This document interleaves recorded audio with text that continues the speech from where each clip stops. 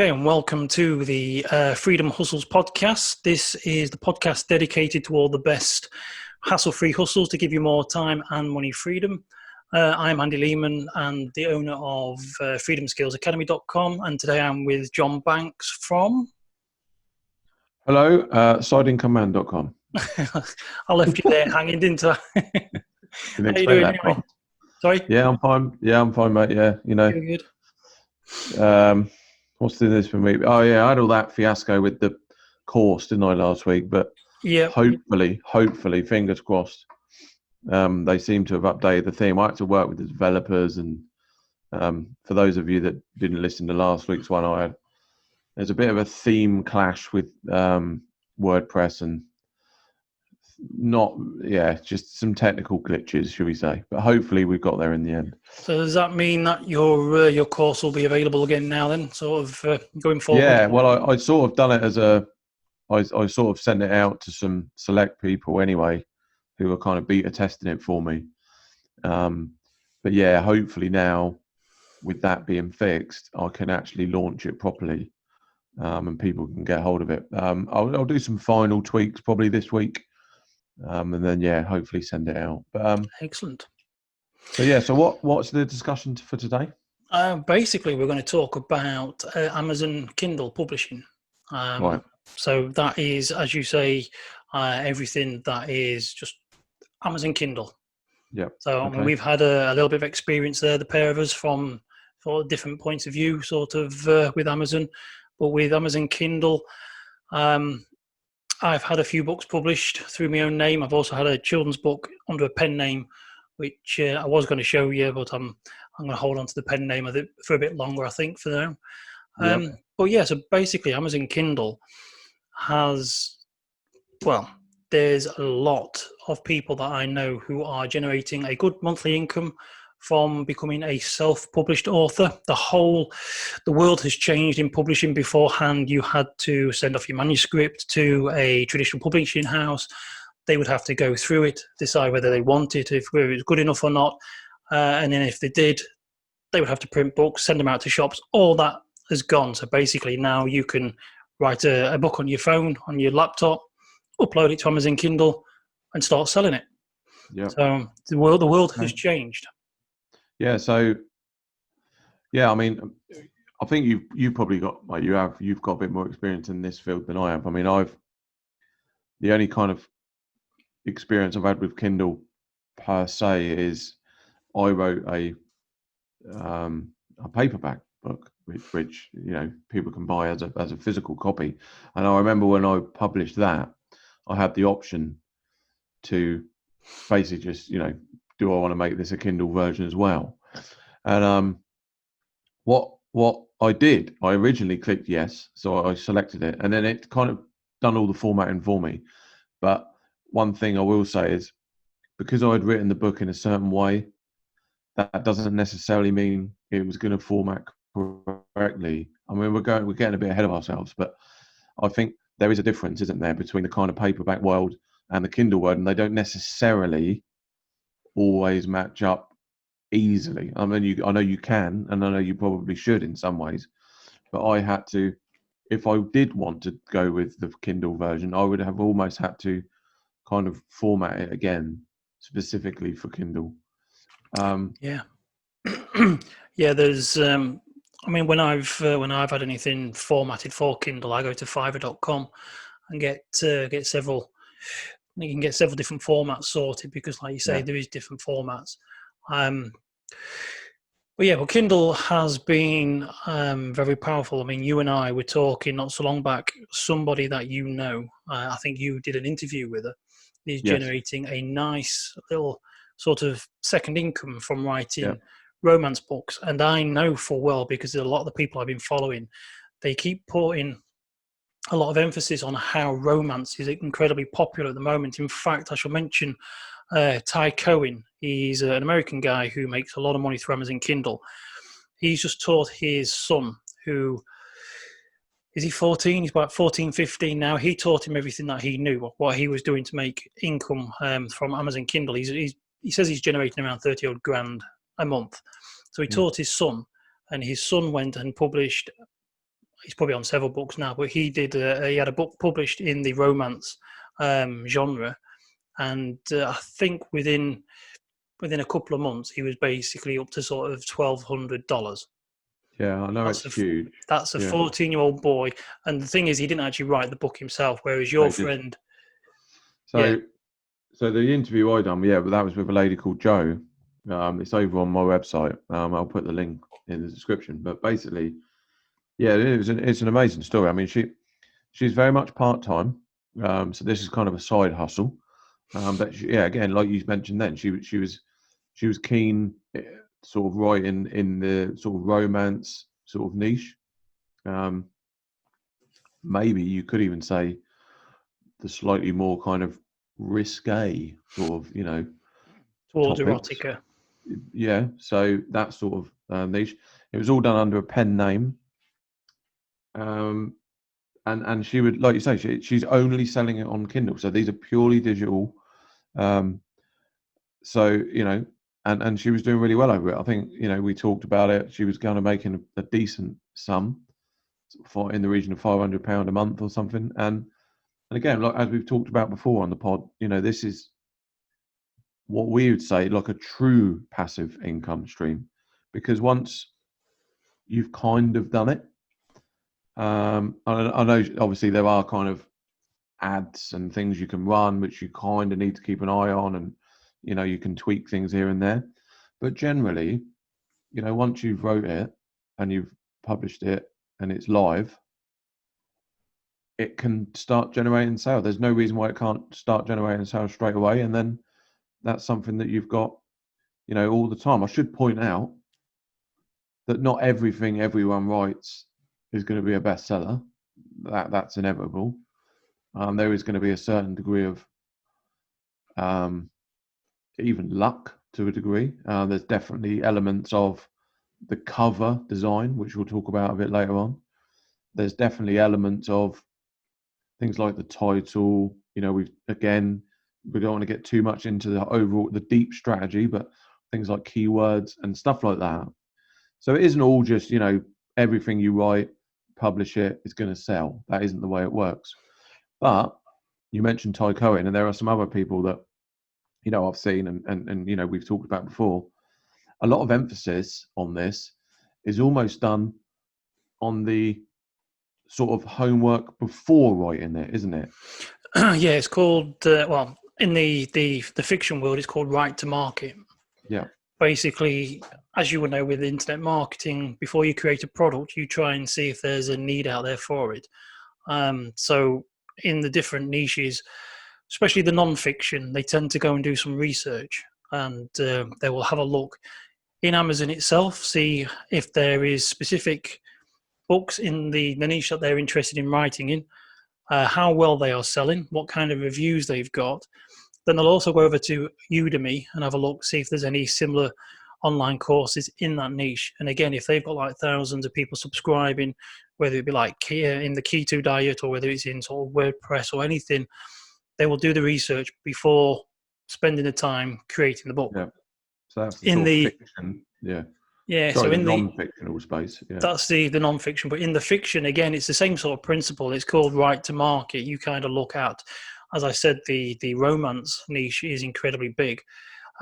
So people are writing because there's that need there. There's lots of people read romance books. I mean, I bought one a few weeks ago. I'm slowly chewing my way through it. It's not the most exciting read for me, but I'm reading it because I want to see how it's crafted. Because, as you know full well, I can write.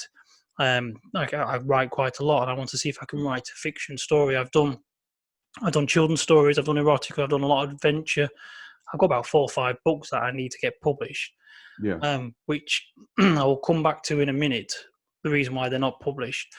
But yeah, I wanted to have a look, see if I can go into that niche. So a lot of the most successful side earning writers and authors who are generating several £1,000s or dollars a month are writing to markets which they know are going to sell well. And there's something you mentioned earlier about them not being bestsellers. There's a bit of this. There's like a hidden. Is hidden the right word? there's a lot of authors out there who are making good money each month, and you don't know about them. They're not bestsellers. They're not on the big sort of New York bestsellers list. They're not out there telling everybody all about it. They have pen names. They just go out there and they do something what I think is incredibly important, and they are prolific. There's is it Isaac Asimov, the science fiction writer, had around 700 written books and short stories out in circulation. So if you imagine selling, basically, if you just sold one of each 700 book a month at $1, that's $700 in that. And so a lot of writers, what they tend to do now is they're writing series. So like you've got the Back to the Future trilogy, they'll probably have their own set of characters in their own little universe, and they will write probably 10 or 20 books. In fact, I know writers will often say, write three books before you even publish one. So then you can publish them all at the same time, or publish one and then get the other two out at the same time. Because generally, if someone finds a book they like, they read it. When it's finished, there's like this depression. The story's finished. They want to move on. And so they go looking for another book. And if you've got another book, they'll move into it. So if you get 3 books written, published, then that gives you a bit of breathing space to work on the 4th and the 5th. And you create a series. So 2 points on that, then. I'll ask you.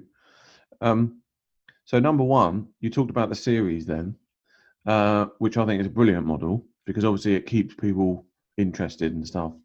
So do you think then that a good method is to perhaps kind of, although obviously you don't want to just end it in a very strange way, but do you think that sometimes people sort of end it on like a hook, or like, to get people to kind of want to buy the next one? And then the second question is, what about the model of giving the first one away free for nothing?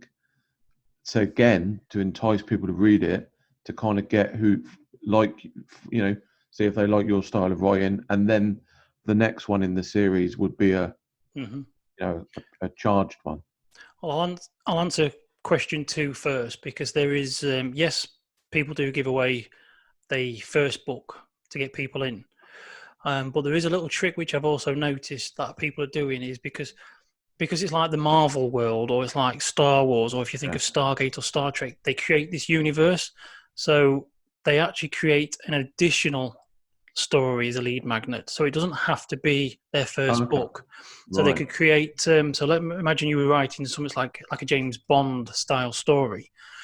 They'll probably write a separate background case about 007 or MI5, whatever it is, featuring him. It could be something separate, but at the same time congruent with the book. I get it. So they often do like a shorter version. So there could be just several, like probably up to 5, maybe 12,000 words, and then get them hooked, and then they'll start buying the books. Another reason about the series, why it's such a great idea, is that if you think of a shop, when you walk past a shop window and you see that it's full of stuff, you've got a lot of stuff to go in and have a look. If it seems relatively empty, if you look in, the shop's empty and the shelves are bare, you kind of avoid it. And there's still this psychology with authors, and that is, if you write one book and you've got one book for sale on Amazon, and then they go back and look for and there's nothing else there, just that one book, people are going to think that you're actually a bit of a crap writer, because in the old days you used to get a publishing deal for like 3 or 4 books. I mean, Stephen King's got a shed load. So the fact that he's got a shed load means that people were buying, so the publishing company were going to throw money at him to carry on. So then that it's going to be a fairly safe bet. So if you've got one book on Amazon, you look and think, they've only got the one, so they're not doing that well. If you've got a series, automatically, even if you're not even sold hardly any of your books, but if you've got a series, it looks like you're actually a proper writer. And that people are interested. But with the series, going back to question 1, then yes, you can sort of create a hook for the next series. But also, I think a lot of them are written because they're written in a way that they're always going to be ongoing, like James Bond. Every film is a different story, but he's a character who is employed to carry on doing that. So in that universe, that it's going to be the same characters. same sort of setup, same situation, but you're also expecting different stories.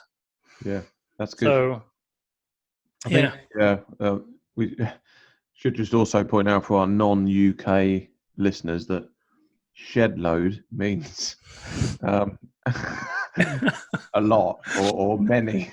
yes, quite a few. Okay, quite a few. Anyway, so that's good.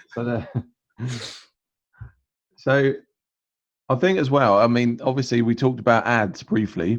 So Amazon's got its own advertising platform. Yeah. Obviously, you mentioned then, which is a brilliant tip for anyone thinking about getting into this, that the first book of your kind of series could actually be a slightly another one, if you like, within that kind of set, but you should give that away for free.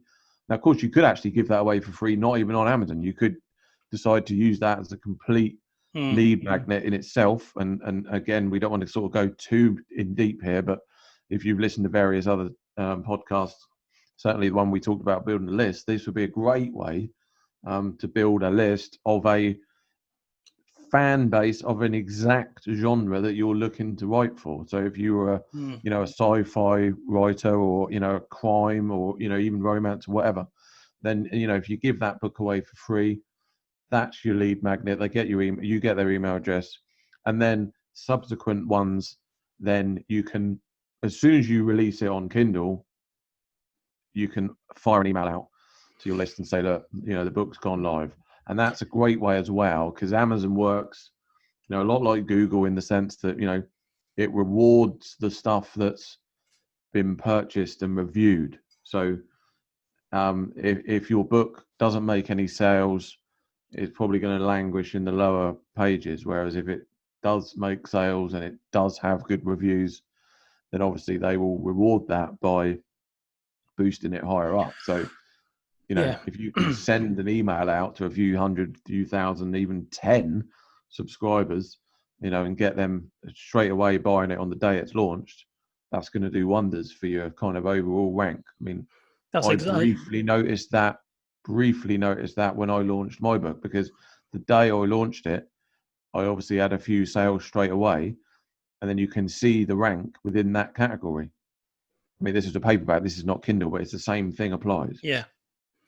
Yeah, I mean, that's absolutely right. I mean, if you're going to go into sort of Kindle, in some ways, it's worth planning it. So like you say, you give away something which isn't your main story, and then you build up your email list, because once you've got your books ready, if people are interested and enjoyed reading your book, send them an email out, send them to Amazon.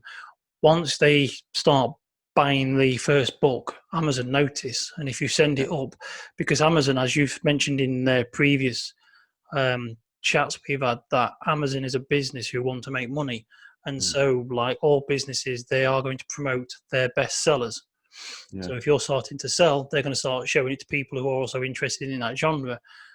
So going back to what we were talking about with the lead magnet, if you think of Star Wars, for example, you've got the main 6 or 9 films, but then you've got Rogue One and you've got Han Solo, or whatever it is. They're spin-offs. Sort of spin-offs now. They're spin-offs in the same genre. So really, like, your first sort of introduction to that universe could be like a shorter Rogue One, and then you bring everybody into it. So like you say, you build an email list with that, introducing certain characters, and then when your first 3 books are ready, boom, launch it, because Amazon will then, they'll recognize the success of the sales and start promoting it to people in that genre who've bought similar books. But going back to Amazon ads, this is something that I've learned just recently. Like people like Ty Cohen, who do make a lot of money. They create a lot of books around lots of different subjects, and they put them on Amazon. He does his keyword research. He does all his research into whether they sell well. But the one thing they've always kind of kept quiet, and that is the fact they do use Amazon ads. Yeah. I mean, it's not like they're selling books at, they're not really over expensive. It's not like a $97 or a $297 course.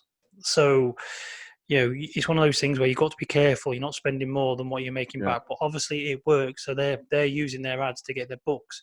So if they've got a book in the keto diet, then they're going to try and get their book landing on the pages of people who are searching for other keto-related books, or if it's going to be, if you're writing about fiction, if it's a spy, a bit like James Bond, then they will land their books on those pages who basically people are looking for the next James Bond book or the next whatever, they aim them for there.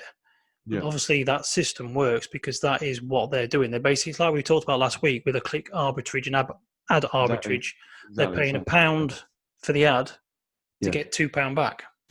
So you get this thing, because I've done it a little bit with the paperback. I don't want to talk too much about it because it's not, it is the same essentially ads. So you get a thing called ACOS, which is, I think, average cost of sale, something like that.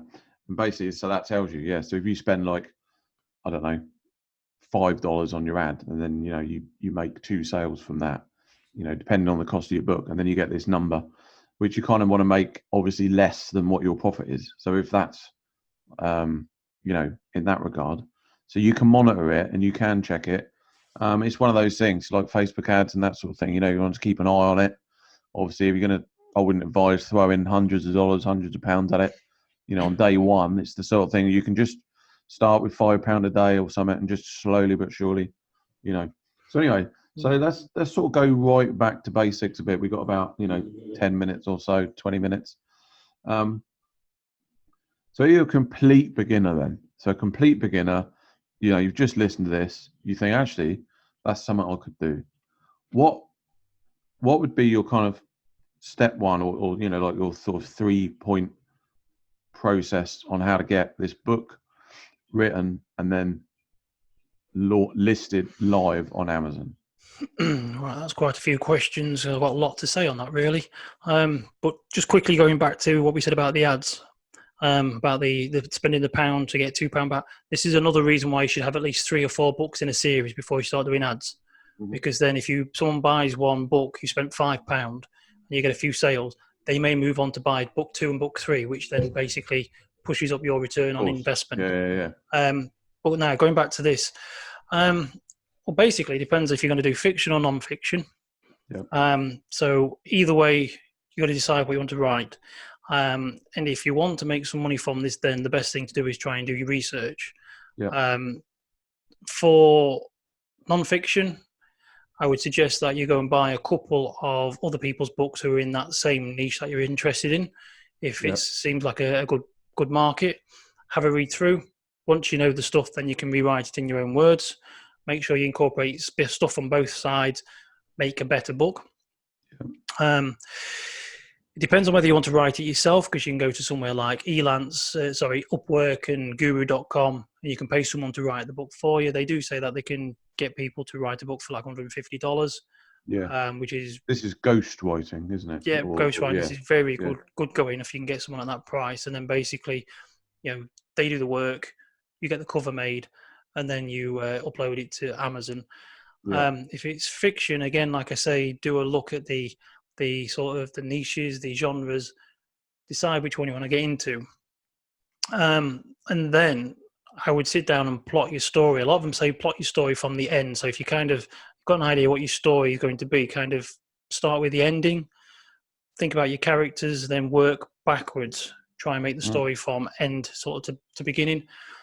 I find that if I'm going to write a book, it's actually quite a good idea to have like a mental template.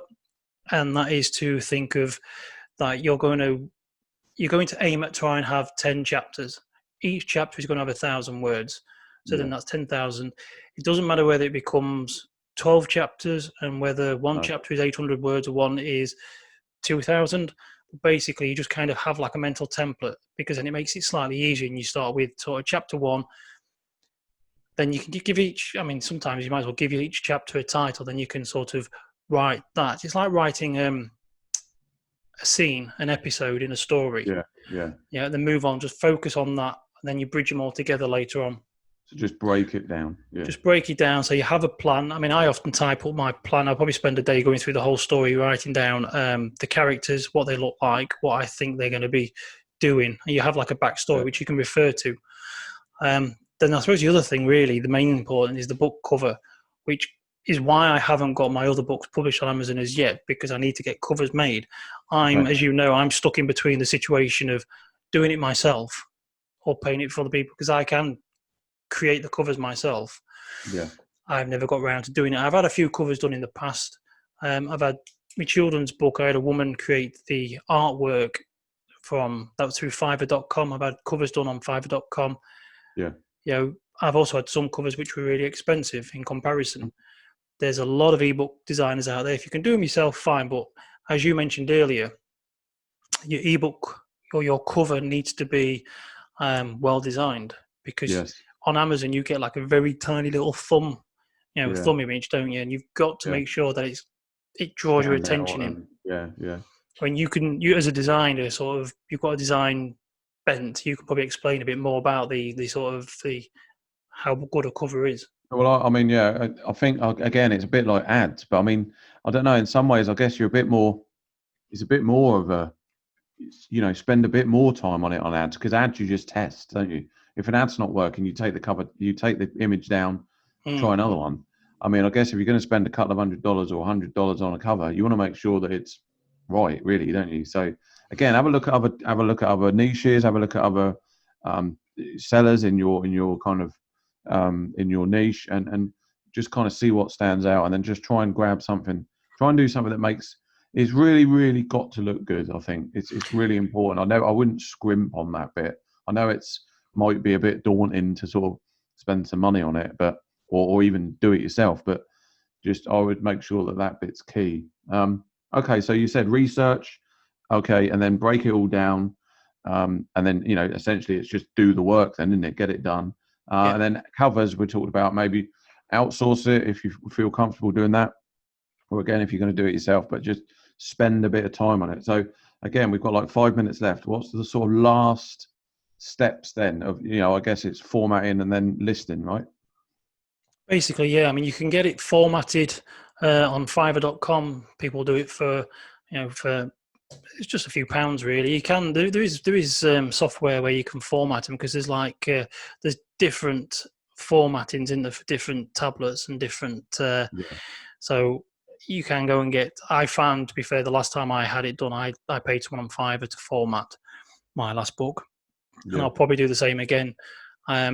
So get it formatted, and then start the uploading process, which is basically very simple. It's just you go onto Amazon, you open up your account, and you start filling in the forms and working through. There's different forms of generating money. You can go for like a less percentage, up to sort of $2.99, I think it is, and after that you can get a bigger percentage of the revenue. But I mean, there's different types of thinking. There's one author I know who only sells his books at $1.99. This was in the early days, and he's made millions, because he's quite happy. The book's written once, and then he just wants to sell loads. It's in bulk. But then there's others who are saying that, I'm quite happy to charge the full whack. Yeah, that's right. And again, I guess it's test. I mean, things like that, you are lucky enough to be able to tweak and change. I guess you can change the pricing whenever you want. If it's anything like the KDP platform, which I'm on, you can change the pricing whenever you want. It doesn't make a difference. So again, you can test it, and then find that sweet spot that you're happy with. As Andy, as you said, do you want to make loads of sales at $1.99? I think that sort of appeals to many people, because especially if you're writing a series, you want people to buy the next one.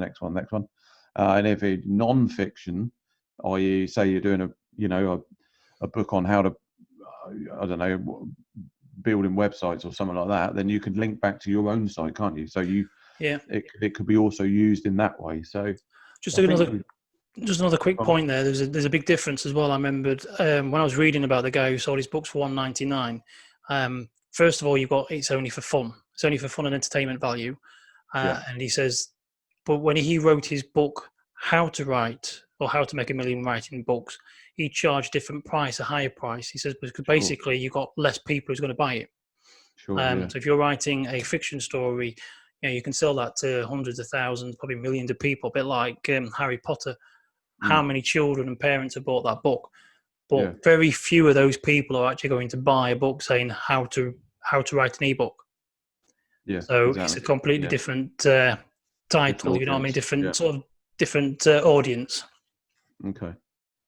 Well, yeah, that's been really good. I mean, I've certainly learned a few bits here tonight. Hopefully you have too. So my little wrap up thoughts would be on this. I think for me, the key takeaway, certainly from my experience on other things in this kind of world, online world, it is definitely the first part, research, is so key. And that applies usually to, anything, even if you're going to write a blog post, if you're going to, write a book, create a course. If the audience is not there in the first place, then it doesn't matter what you write, really. I mean, you really have to make sure that the audience is already there. You've got a hungry buyers, sort of people that want this type of material. So that would be sort of my key takeaway, really. What would you add?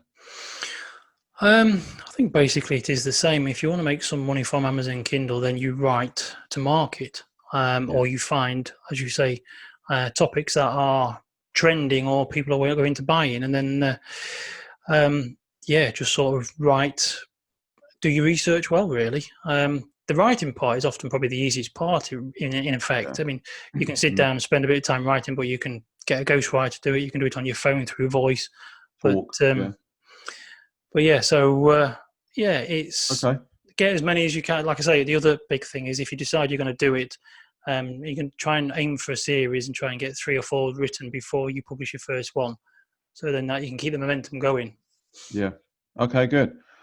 Okay, well, I hope, that's been really good. So hopefully you've got some takeaways from that. If you've got any questions on that, you can reach out to us on the various channels, which we'll list below. I'll put a link to that blog post in as well, which is the interview I've done with Joe, who's a bit of an expert in this field.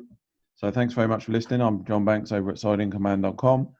I'm Andy Lehman from freedomskillsacademy.com. So thank you very much again for listening. And like John said, you got something of value from it. And we shall speak to you again in next week's podcast. Thanks very much.